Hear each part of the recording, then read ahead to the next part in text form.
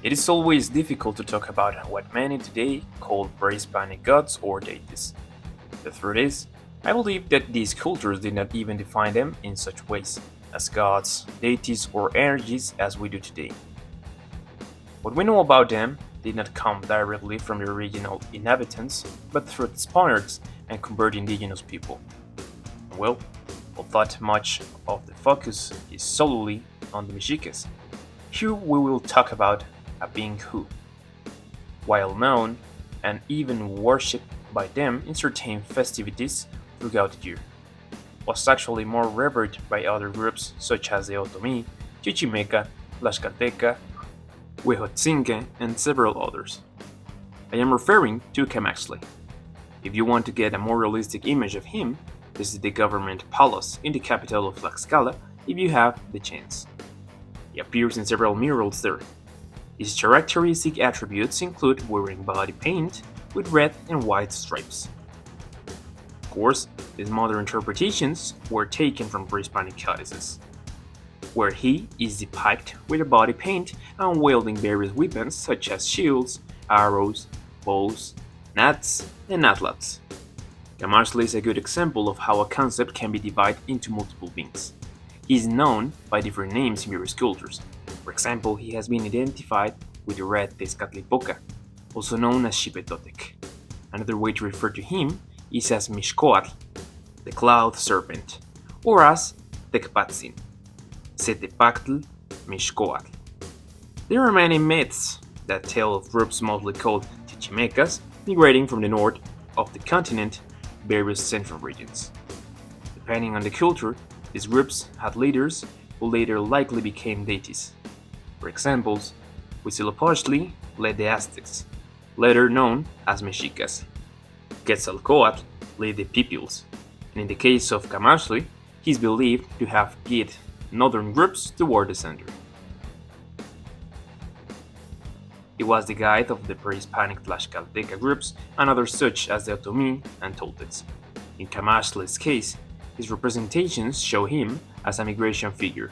Since he traveled constantly, he did not carry much with him. As a nomad, he needed to hunt or fish whatever he went. That is why he is associated with so many hunting tools. But like other deities, after migrating for hundreds of years, he eventually assigned places to settle. This was the case with the Tlaxcalteca groups, who believed he was their guide. From that, he later assigned their descendants the so-called Four Lordships, which were eventually recognized by Cortés and his men. His symbolism does not stop there.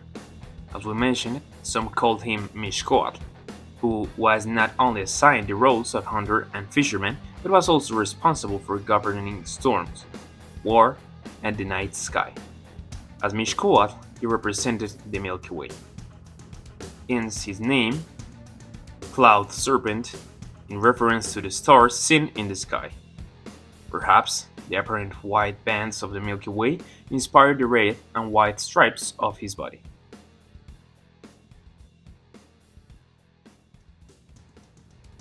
He had parents, the original couple, Tonacatecutli and Tonacatehuatli, who had four sons, the red, black, white, and blue Tezcatlipocas.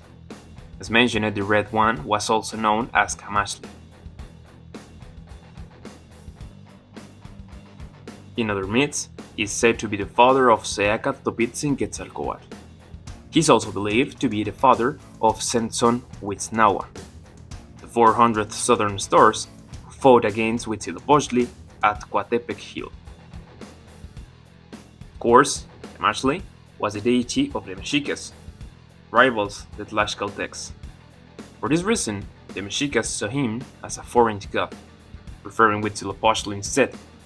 However, during one of their months called Huecholi, which today would correspond to the late autumn or early winter, when many animal species migrate to central Mexico for the winter, they held hunting and fishing celebrations in the lagoon with these foreign species.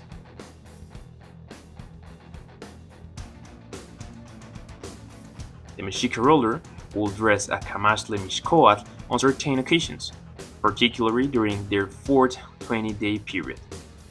But as we mentioned, The primary patron deity of the Tlaxcaltecs was Camaxtle, in his Chichimeca form, whom they honored with a grand festival lasting 18 days every 4 years. Some myths also attribute to him the creation of humans and pulque. 1 year after the new sun was made, Camaxtle went to the 8th heaven and created 4 men and women. His daughter, so they could wage war and provide hearts from the sun and blood for it to drink. Then he took a staff, struck a rock, and 400 Chichimecas emerged. Thus has created Chichimecas, who were his most devout worshippers. These people later became known as the Otomi, who inhabited these lands before the Nahuas. Later, Camaxtle performed penance using maguey thorns to draw blood from his tongue and ears, and then create pulque for the Chichimecas. In conclusion, while not all groups had Camaxtle as their main deity, in their worldview, he was a legendary guide and hunter, a controller of the sky and many meteorological phenomena, as well as a creator of humans, pulque, and many other things. So, have you ever heard of the Lord of the Tlaxcaltecas, the Cloud Serpent?